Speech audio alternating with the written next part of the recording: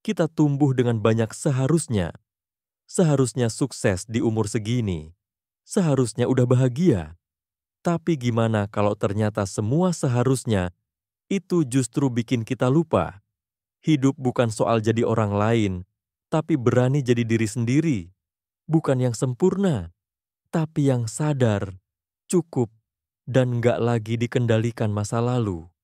Video ini bukan buat kasih solusi instan, tapi buat kamu yang udah capek pura-pura kuat. Pernah nggak sih kamu ngerasa overthinking gara-gara orang lain? Misalnya, kamu ragu buat ngasih pendapat karena takut dikira sok tahu, atau kamu minder karena ngerasa kalah keren dari teman-temanmu. Nah, ternyata masalah-masalah kayak gitu tuh nggak muncul karena kita kurang bagus atau nggak cukup hebat, tapi karena kita punya tantangan dalam menghadapi hubungan sama orang lain. Semua perasaan nggak nyaman yang kita alami sering banget punya akar di relasi sosial. Bukan karena diri kita jelek atau rusak. Misalnya aja, waktu kamu bete, lihat teman kamu sukses. Bukan berarti kamu orang yang iri atau jahat. Itu muncul karena kamu membandingkan posisi dirimu dengan mereka. Atau waktu kamu cemas banget mau tampil di depan umum, mungkin bukan karena kamu nggak bisa ngomong, tapi kamu takut bakal dinilai atau dikritik. Jadi sebenarnya, banyak emosi negatif yang kita alami itu muncul karena kita masih belum berdamai dengan ekspektasi sosial dan cara kita terhubung sama orang lain. Kita terlalu mikirin, gimana orang lain lihat aku, bukan apa yang ingin aku sampaikan. Makanya, kalau mau hidup lebih tenang dan bahagia, bukan berarti kita harus terus memperbaiki diri sampai sempurna. Yang jauh lebih penting adalah memperbaiki cara kita berelasi. Belajar ngebangun komunikasi yang sehat. Belajar bilang enggak tanpa rasa bersalah. Dan sadar kalau kita nggak harus selalu memenuhi standar semua orang. Saat kita bisa menata hubungan kita dengan orang lain secara sehat, pelan-pelan isi hati juga jadi lebih ringan. Karena ternyata yang bikin ribet itu bukan cuma soal diri sendiri, tapi bagaimana kita berdiri di tengah dunia sosial yang penuh tekanan. Pasti kamu pernah dengar orang bilang, "Aku jadi kayak gini karena masa lalu yang kelam." Dan kita pun jadi percaya bahwa masa lalu tuh semacam kutukan yang bakal nempel seumur hidup. Tapi di buku Berani Bahagia, dijelasin bahwa masa lalu itu sebenarnya cuma cerita yang kita ulang terus di kepala, bukan penentu masa depan kita. Kita sering nyangkut di situasi sekarang karena kita memilih sadar atau enggak buat tetap terikat sama cerita lama. Padahal kita bisa banget ngubah arah hidup kapan aja, asal punya keberanian buat melepaskan identitas yang dibentuk dari masa lalu itu. Coba bayangin, kamu pernah gagal total dalam presentasi waktu SMA. Lalu, sampai sekarang, kamu selalu bilang ke diri sendiri, "Aku nggak jago ngomong di depan umum." Nah, tanpa sadar, kamu sebenarnya lagi pakai masa lalu buat membatasi kemungkinan yang bisa kamu capai sekarang. Bukan karena kamu nggak bisa berubah, tapi karena kamu udah terlanjur percaya sama narasi lama itu. Padahal, setiap hari itu selalu ada peluang baru buat menciptakan versi baru dari diri kita. Tapi, ya itu tadi, dibutuhin keberanian buat bilang, "Oke itu dulu, sekarang aku mau coba hal baru." Jadi intinya, masa lalu tuh bukan takdir.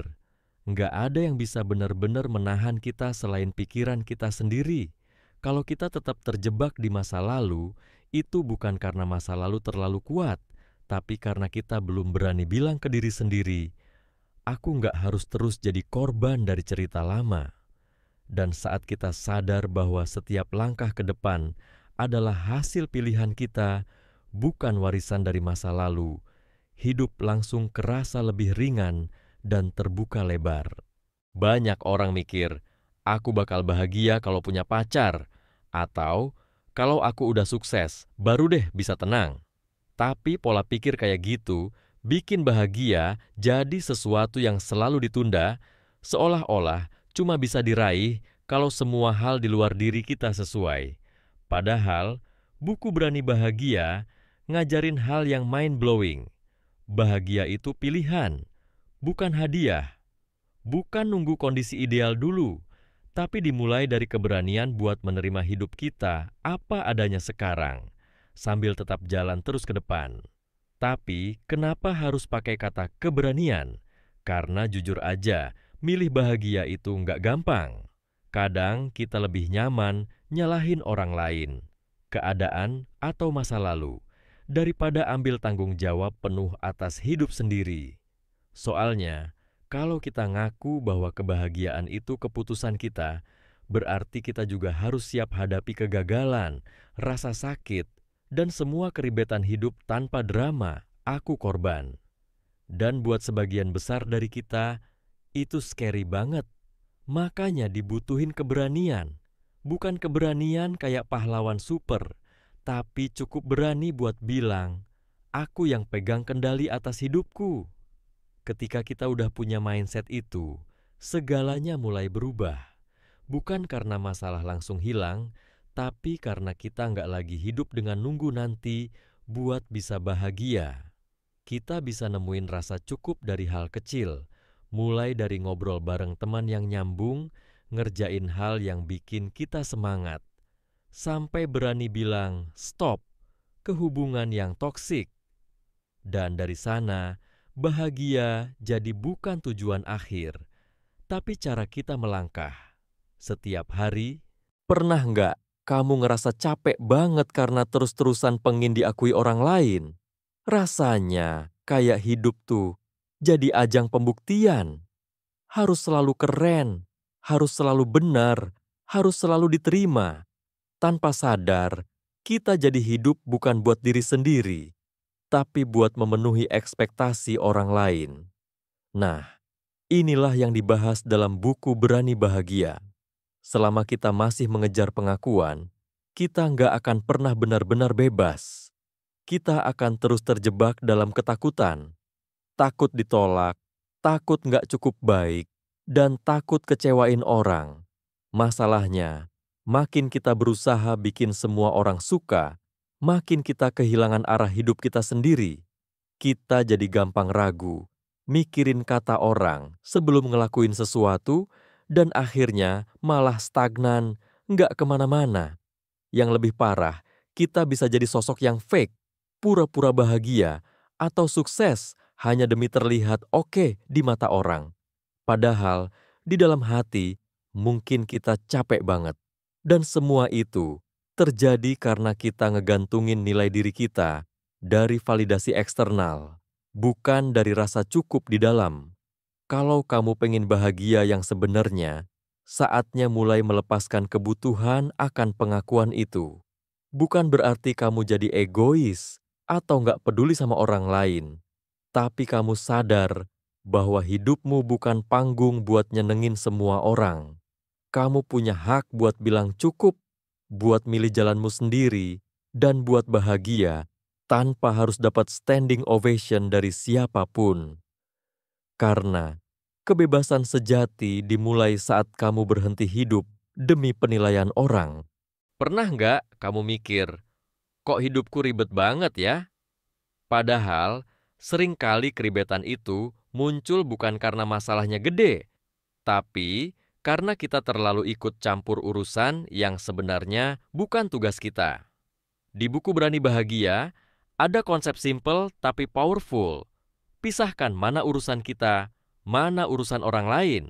Karena banyak stres, konflik, dan drama itu muncul karena kita ngerasa harus ikut ngatur atau bertanggung jawab atas hal-hal yang sebenarnya bukan bagian kita. Contohnya, kamu udah capek-capek kasih saran ke teman, tapi dia tetap aja bikin keputusan yang menurutmu salah. Terus kamu kesel. Padahal, tugas kamu cuma ngasih saran. Keputusan dan konsekuensinya itu urusan dia. Atau mungkin kamu terlalu mikirin pendapat orang tua soal pilihan karier kamu, padahal kamu yang ngejalanin. Nah, saat kita nggak bisa bedain tugas siapa yang kita ambil alih, kita jadi gampang terbebani hal-hal yang nggak bisa kita kontrol.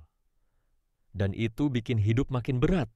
Mulai sekarang, penting buat bertanya, apakah ini tugasku? Kalau bukan, berarti kamu bisa lepasin. Bukan karena kamu nggak peduli, tapi karena kamu sadar bahwa setiap orang punya jalan dan tanggung jawab masing-masing. Saat kamu fokus sama tugasmu sendiri, gimana kamu bersikap, memilih, dan bertumbuh, kamu bakal lebih damai. Nggak semua hal perlu kamu urus. Kadang, melepaskan urusan orang lain justru bikin kamu lebih kuat dan bebas. Kita sering salah paham soal rasa hormat. Banyak yang nganggap hormat itu artinya nurut, tunduk, atau selalu setuju. Tapi menurut Berani Bahagia, rasa hormat yang sejati itu justru muncul ketika kita bisa melihat orang lain sebagai manusia yang setara, tanpa ngerasa lebih tinggi, lebih benar, atau lebih hebat. Rasa hormat itu nggak harus ribet.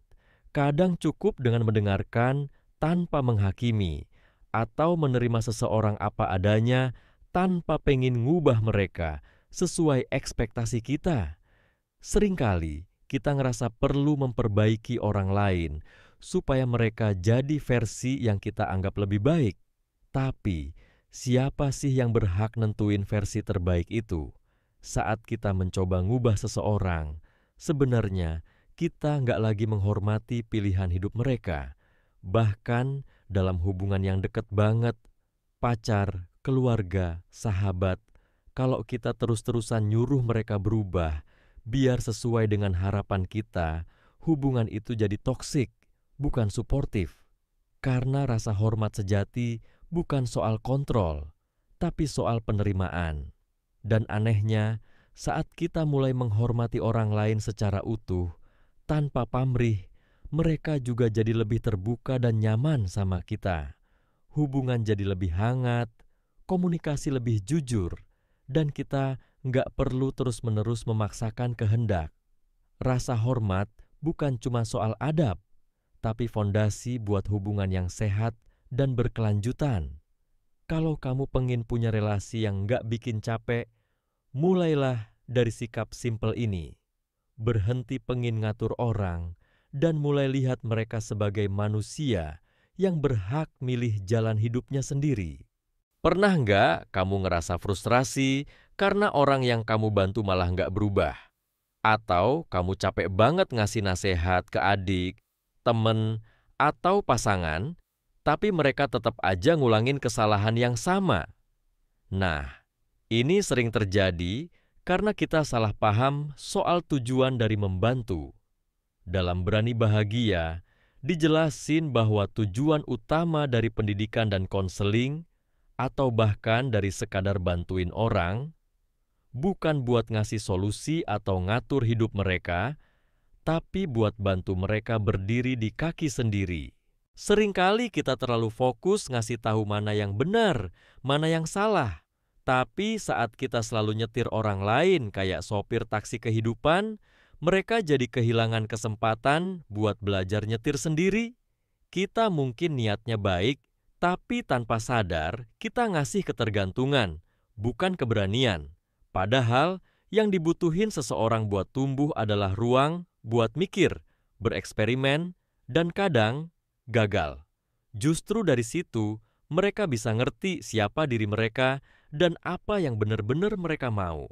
Jadi, kalau kamu beneran peduli, dukung mereka buat jadi pribadi yang mandiri. Dengerin mereka, tanyain pendapat mereka, ajak mereka refleksi, bukan sekadar kasih tahu harus gimana. Karena perubahan sejati nggak datang dari tekanan atau kontrol, tapi dari keputusan sadar yang lahir dari dalam diri sendiri. Ketika kita berhenti nuntun orang ke arah yang kita pikir benar dan mulai percaya mereka bisa cari jalannya sendiri, disitulah tumbuh rasa hormat dan pertumbuhan yang otentik.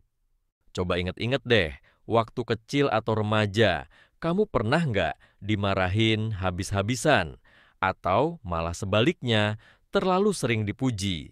Di buku Berani Bahagia, dijelasin bahwa baik marah maupun pujian sebenarnya punya efek samping yang nggak kita sadari. Dua-duanya bisa jadi bentuk manipulasi. Kalau dimarahin, kita nurut karena takut. Tapi kalau dipuji terus, kita jadi tergantung sama pengakuan. Hasilnya, kita tumbuh bukan karena tahu apa yang benar, tapi karena pengen nyenengin atau ngindarin hukuman dari orang lain. Waktu kamu dapat nilai bagus dan langsung dipuji, bisa jadi kamu ngerasa harus terus bagus biar disayang. Tapi begitu kamu gagal, kamu takut dicap nggak berharga. Akhirnya, kamu jadi orang yang selalu butuh validasi eksternal buat ngerasa cukup. Sebaliknya, waktu kamu dimarahin, mungkin kamu memang berubah, tapi karena takut, bukan karena ngerti. Dan perubahan yang didasari rasa takut biasanya nggak tahan lama. Karena begitu tekanannya hilang, kamu balik lagi ke pola lama. Makanya, daripada marah atau puji, cara yang lebih sehat adalah kasih dorongan yang tulus. Misalnya, kasih apresiasi atas usaha, bukan hasil. Tunjukin kepercayaan bahwa mereka bisa belajar dan berkembang tanpa harus dikendalikan. Dengan begitu, mereka jadi tumbuh sebagai pribadi yang sadar diri, bukan pribadi yang cuma berperilaku baik karena diawasi. Dan kamu pun nggak capek harus terus jadi polisi atau cheerleader buat mereka. Hubungan pun jadi lebih otentik dan ringan. Kamu mungkin pernah nemuin anak kecil yang kelihatannya susah diatur. Entah itu suka cari perhatian, suka melawan, atau bahkan sengaja bikin orang kesal. Tapi menurut Berani Bahagia, perilaku semacam itu bukan muncul karena anaknya nakal, tapi karena ada masalah dalam cara mereka membangun relasi. Adler bahkan membagi perilaku bermasalah anak ke dalam 5 tahap, yang semuanya muncul karena kebutuhan mereka akan koneksi atau pengakuan nggak terpenuhi. Tahap pertama biasanya dimulai dari keinginan buat dipuji. Anak akan melakukan hal baik, tapi tujuannya bukan karena tahu itu benar, melainkan karena pengin dipuji. Kalau pujian itu nggak didapat, mereka masuk ke tahap kedua, menarik perhatian dengan cara negatif. Misalnya bikin gaduh atau ganggu orang lain. Kalau itu masih gagal juga, mereka naik ke tahap berikutnya, perebutan kekuasaan, di mana mereka mulai ngelawan, ngeyel, atau sengaja nggak nurut karena pengen buktiin, aku juga punya kendali. Kalau semua itu tetap nggak berhasil, bikin mereka merasa diakui, mereka masuk ke tahap balas dendam. Misalnya nyakitin balik lewat kata-kata atau tindakan. Dan tahap terakhir, yang paling dalam dan menyedihkan, adalah ketika anak menyerah dan mulai meyakini bahwa mereka emang nggak berguna. Mereka jadi pasif, nggak mau berusaha, dan terlihat seperti nggak punya semangat hidup. Nah, kunci buat bantu mereka bukan dengan makin keras, tapi dengan membangun koneksi yang sehat. Kasih rasa aman, bukan ancaman atau pujian kosong. Dari kecil kita sering diajarin buat jadi yang terbaik. Ranking 1, juara lomba, atau karyawan paling berprestasi. Tapi di Berani Bahagia, dijelasin bahwa hidup yang terlalu fokus pada kompetisi justru bikin kita capek, cemas, dan merasa selalu kurang. Soalnya, selama kita terus membandingkan diri sama orang lain, kita bakal sulit ngerasa cukup. Kita akan hidup dalam bayang-bayang, bukan dalam versi terbaik diri sendiri. Kompetisi emang bisa bikin kita termotivasi, tapi di saat yang sama juga bisa bikin kita ngerasa orang lain adalah musuh. Kita jadi sulit bersyukur, susah berbagi, dan makin jauh dari rasa damai. Bahkan dalam hubungan dekat, kompetisi bisa bikin kita saling sindir, saling saingi, dan kehilangan kehangatan. Kita lupa bahwa setiap orang punya jalannya masing-masing, dan jadi nomor 1 bukan jaminan buat jadi bahagia. Sebaliknya, waktu kita mulai fokus ke kerjasama, bukan saling saing, hubungan jadi lebih sehat. Kita bisa saling dukung, saling angkat, dan tumbuh bareng tanpa harus merasa kalah atau menang. Kerjasama bikin kita ngerasa punya tempat, ngerasa dihargai, dan gak sendirian. Karena pada akhirnya, hidup ini bukan soal siapa yang paling hebat, tapi siapa yang bisa jalan bareng orang lain tanpa kehilangan diri sendiri. Kalau ngomongin cinta, kita sering banget kebayangin hal yang dreamy, jatuh hati, deg-degan, saling cocok, atau punya pasangan yang ngerti kita banget. Tapi di Berani Bahagia, cinta dilihat dari sudut pandang yang lebih dalam. Bukan soal perasaan melayang-layang, tapi keputusan sadar dua orang untuk tumbuh bersama. Bukan sekadar jatuh cinta, tapi memilih untuk membangun kehidupan bareng, lengkap dengan segala susah senangnya. Cinta yang sehat nggak selalu mulus. Justru, cinta yang matang adalah ketika dua orang tetap memilih satu sama lain walau berbeda, walau nggak selalu sepaham, dan walau kadang masing-masing punya luka sendiri. Mereka tetap jalan bareng, bukan karena ingin saling mengubah, tapi saling mendukung. Mereka sadar bahwa masing-masing tetap harus jadi pribadi yang utuh, bukan nempel terus dan kehilangan identitas. Jadi bukan cinta yang posesif, tapi cinta yang kasih ruang untuk bertumbuh. Dan yang paling penting, cinta itu bukan pencapaian, tapi proses. Bukan soal akhirnya punya pacar atau akhirnya menikah, tapi tentang komitmen buat terus belajar mengenal, beradaptasi, dan saling menguatkan. Saat dua orang bisa saling percaya, saling menghormati, dan tumbuh sebagai individu yang mandiri, disitulah cinta benar-benar hidup. Enggak selalu romantis kayak di film, tapi nyata, dewasa, dan bikin hati tenang. Seringkali kita ngerasa stuck sama hidup. Seolah-olah semua pilihan udah tertutup dan kita nggak bisa berubah karena masa lalu, usia, kondisi keluarga, atau kesalahan-kesalahan yang udah lewat. Tapi, Berani Bahagia ngajarin hal penting. Kamu selalu bisa mulai dari sekarang. Iya, dari detik ini juga. Masa lalu, sebesar apapun pengaruhnya, bukan penentu masa depan. Yang bikin beda adalah keberanian kamu buat tanya ke diri sendiri, sekarang aku mau ngapain? Selama kita masih hidup, kita masih bisa memilih. Dan nggak harus perubahan besar-besaran kok. Kadang, cukup mulai dari hal kecil, kayak berani nolak sesuatu yang nggak sesuai hati, atau mulai nyoba hal baru yang selama ini cuma kamu pikirin terus. Kunci utamanya adalah berani mengambil langkah, walau kecil, dan berhenti terus-terusan menyalahkan masa lalu. Karena semakin kita nyangkut di cerita lama, semakin berat langkah kita buat maju. Padahal dunia nggak nungguin kita buat sembuh dulu, baru bergerak. Jadi, daripada terus-terusan mikirin, kenapa dulu aku begini? Atau, coba aja aku dulu milih itu. Lebih baik ganti pertanyaannya jadi, apa yang bisa aku lakuin sekarang? Itulah momen yang ngebebasin. Bukan karena hidup langsung jadi sempurna, tapi karena kita sadar bahwa arah hidup kita sekarang benar-benar ada di tangan kita. Dan dari titik itu, langkah sekecil apapun yang kamu ambil bisa jadi awal dari hidup yang lebih utuh dan lebih kamu banget.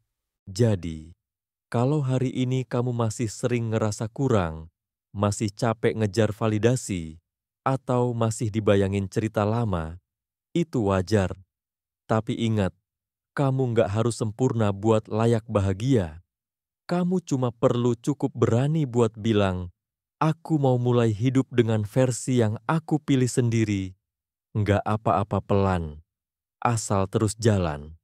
Karena yang paling penting, kamu hidup buat dirimu, bukan buat ekspektasi orang lain.